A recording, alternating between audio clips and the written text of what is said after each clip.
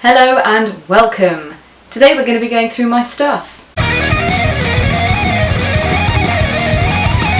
Hello, my name is Emma Cownley. I'm a freelance copywriter and I thought it might be useful this week to go through all of my equipment must-haves as a freelance writer.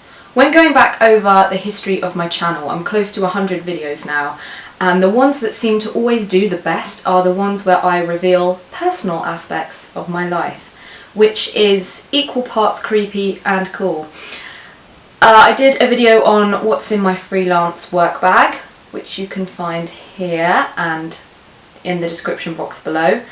That did quite well. Also, office tour, that did quite well. And my day in the life of a freelance writer video, which did phenomenally well, especially considering that, I mean, I just like sit here all day. So, on that note, I thought that you might also be interested to hear about the equipment that I absolutely swear by. I mean, you might find some cool little tidbits here that you can use for yourself if there's anything that you kind of hasn't really been working out for you and you think, fuck, how do other people fucking do this? Maybe it will help you to hear about what I use to do it. And maybe you're just nosy and you want to see what's in my toolbox. So today I'm going to share it with you.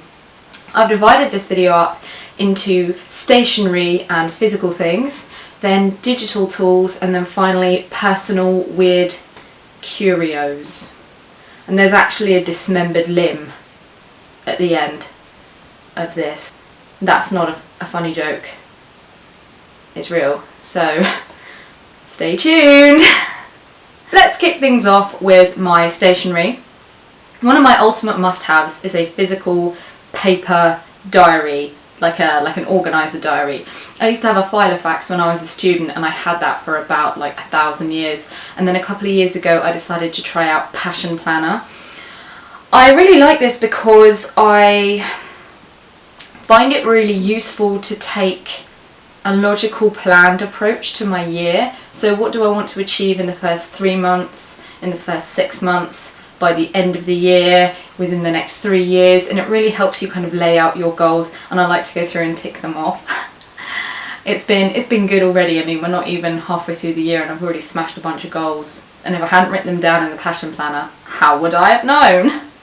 What I really love about Passion Planner is that I get the month overview and then I get each week broken down with time slots, so I can really organise my day right down to the finest detail, which I find really useful. It's got a to-do list, it's got focus for the week, it's got good things that happened, and then at the end of each month it's got kind of a rundown that forces you to look back on the month and assess, well, what was the best bit, what did I learn, what can I improve on.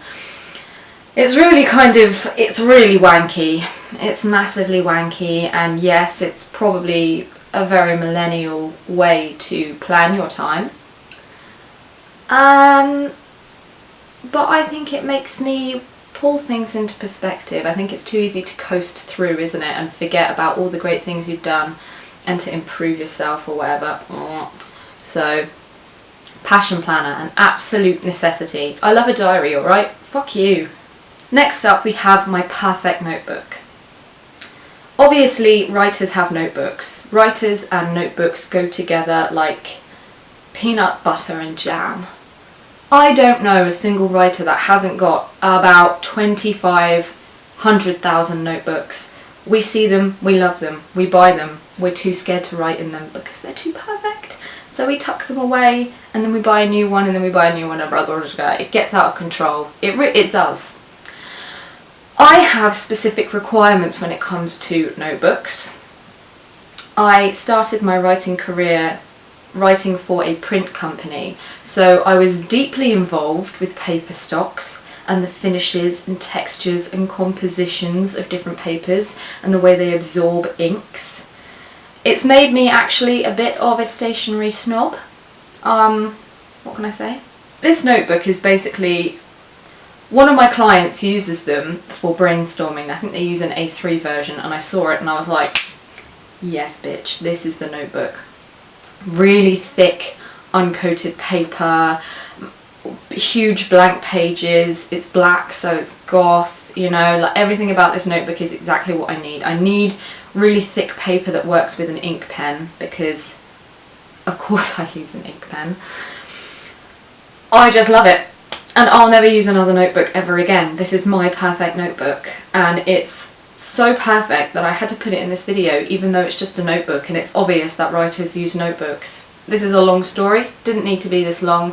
That's how much I love this notebook. And as I just mentioned, like most writers, I love a good pencil case. I picked this one up in Japan. It connects to my notebook and is really streamlined and handy and doesn't float around on the inside of my bag in a really annoying way. Of course I use an ink pen. Obviously I use an ink pen. I've got two. I've got one that was given to me as a gift when I left my permanent position to go freelance, and I've got one that was a gift from my in-laws, and I got it many years ago. I always like to name my ink pens. I'm not going to tell you the names because that makes me look like an even bigger loser than I am, but I name them. So, red pen for editing, obviously, pencil just because you need a fucking pencil, and coloured pencils for brainstorming. Apparently, the inventor of the brainstorm says that for each kind of cloud of your brainstorm, you need to use a different colour and different colours for all the branches because it helps your brain kind of differentiate the separate themes. So I always brainstorm with coloured pencils. Also, it's just like, it's really fucking fun, and it's a legitimate way to colour and be paid for it. So now on to my digital tools.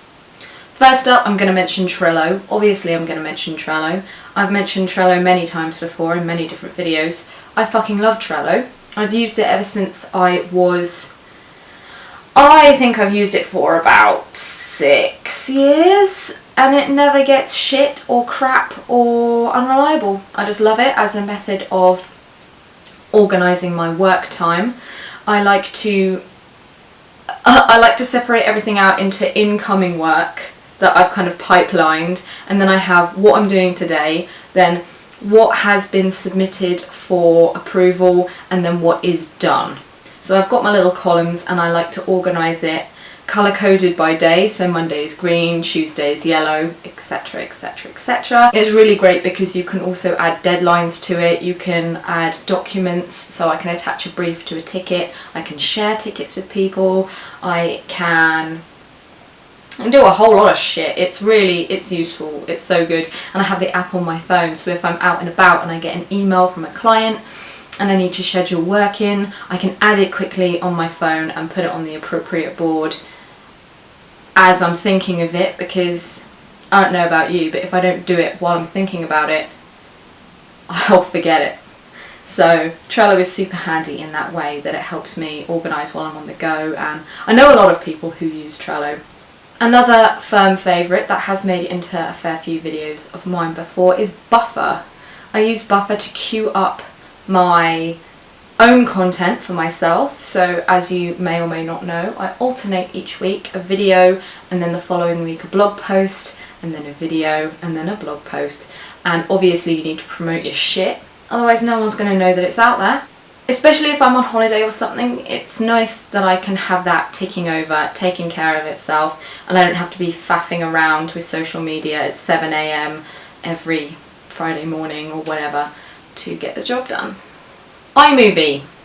I, unfortunately, am an Apple user, and I use iMovie because it's free, and I use it to edit these videos, such as the one you're watching right now. I don't spend out on expensive editing software at all. It comes free with the computer, it does the job, it does everything I need it to. iMovie. Couldn't survive without it. Or I could like pay and download something more sophisticated, but I don't trust that I'd ever be able to use it. When I'm proofreading, I like to turn on the read aloud feature on Microsoft Word, and this guy called Daniel reads the copy back to me, and I read along with it to check the grammar and punctuation.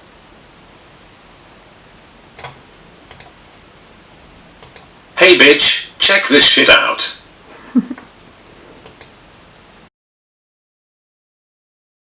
And I find this is a super effective way of doing things, because if I've spelled a word incorrectly or added a duplicate word or an extra letter, he reads it exactly as it's written. So even though my mind is auto-correcting it, he's reading it and I can hear it on my ear when it doesn't flow nicely or when there's an error. So that's a really great tool that I use pretty much every time I'm proofing something. I go through and individually check all the letters and I read it, and then I transfer it to a document and get Daniel to read it with me. He's like my special mate. Moz Keyword Explorer. I resisted paying for this service for a really long time because I'm cheap, like I'm so cheap. But it was so obvious to me from the beginning that I would need to invest in this tool. Basically, it allows you to search keyword volumes and SERPs for specific keywords. It's just really reliable. It's, you know, it's a pretty good service. I tried to shop around for free ones, but there was nothing I really liked. And everyone says like, oh, Google keyword, whatever. I can't use it. I can't fucking use it. I don't know how to use it. I hate it. I fucking hate it so much. Moz is the only one that I know how to use and that I like using, and it's reliable, so I'm gonna fucking use the shit out of that thing. I use it when I am writing titles and description content for these videos, but I also use it for my own blog and I use it for all of my client jobs as well. I think it's good. My final digital resource / tool is going to be the ProCopywriters website. They have a lot of really wicked resources on their site for writers, things like contracts, agreements. They have a lot of statistics from surveys that they've done so that you can figure out how much you should be charging, what other writers in the UK are doing. I find their surveys really interesting so that I can, because obviously as a freelancer I'm not very connected to my industry. Every other freelancer is doing something different and we don't really know what each other is doing.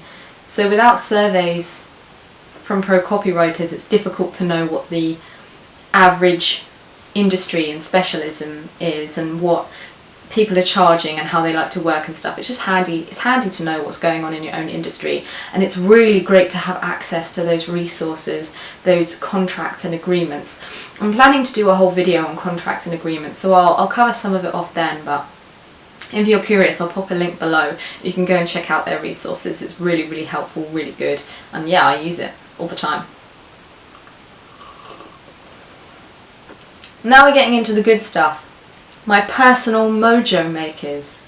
Things that I need myself to feel like I can get the job done. And the first one's going to be Spotify. Obviously it's going to be Spotify. I can't always work when I'm listening to music because I start singing or enjoying the music. I do prefer silence for the most part when I'm working, but if I'm in public or if I'm in an office, earphones go in, Spotify goes on. I'll link a couple of my working playlists below. I've got a Lord of the Rings playlist that's really quite special to work to, and an Enya playlist, because if you're not working to Enya, I'll be goddamned. What are you even doing? What are you even doing? I also like nature sounds. It's just good vibes, isn't it? The next one's going to be no surprise. Coffee. I really love coffee. I love coffee so much. I have my own bean grinder. Of course I fucking do. Look at me. I just really fucking love coffee. I need my morning coffee to get any work done, and then I need another one at like 2 o'clock to kind of push me a little bit further. Coffee is my inspo. It's like liquid inspo. I drink it and all of a sudden I'm like, wow, I can write 1,000 pages.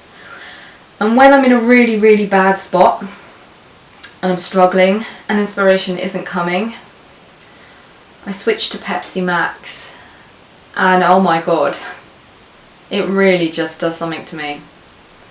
Put on a bit of Bon Jovi, get some Pepsi Max. There's no such thing as writer's block. Now we have my inspiration board. It's just a board that I have stuck opposite me. It serves no real actual function. Well, it used to actually. I had business card holders in it. And now it's just become a board of all the things that I like to look at. We've got some holiday photos from where I visited Stephen King's house. It's not creepy to do that. And I have yeah, photos of me and my sister, me and my husband, just lots of little bits that I found out and about that have really inspired me and that I like, and they just help me keep my workspace a really positive, creative space. I just like to surround myself with things that make me feel excited and creative, so that's just what that is. Earphones. Earphones are another must-have piece of equipment. Obviously they are. I don't need to go into why. Sometimes you have to work out in the public. The public are really annoying, especially when it's half term. You need earphones. You need to block that shit out. Earphones. And finally, possibly the most weird, is this rabbit's foot. I've always just really liked taxidermy. I do taxidermy. I just love taxidermy. I love it when it's shit. I love it when it's good. I just love it. And a couple of years ago for Christmas, my husband got me this rabbit's foot. It's from an ethical taxidermy company, so you don't need to worry. I don't think that they're around anymore, but this particular company used to turn roadkill into taxidermy. So this rabbit didn't die for the purpose of taxidermy, and this is just its foot. So when I'm thinking, I just like to hold it. Just feels really nice. It's nice and fluffy. And when I'm proofreading, I like to hold it as well. I just like to hold it. It's always on my desk. I just really like it. So that's my dismembered limb that I need to work. Also, it's lucky as well. I mean, not for the rabbit, but for me. I hope you found this useful. Probably not. You probably found it more like interesting than useful, or just more like amusing rather than interesting or useful. Either way, thanks for watching. If you've got any questions about anything I've discussed or shown you here today, you can leave a comment below or find me on Twitter at @EJCownley, and I'll happily answer your questions for you. Until then, you can find me back here, same time, same place, in 2 weeks for more Kiss My A's. Take care. Peace out. Cupboard? Cupboard? What the fuck? Oh, clipboard. Wow.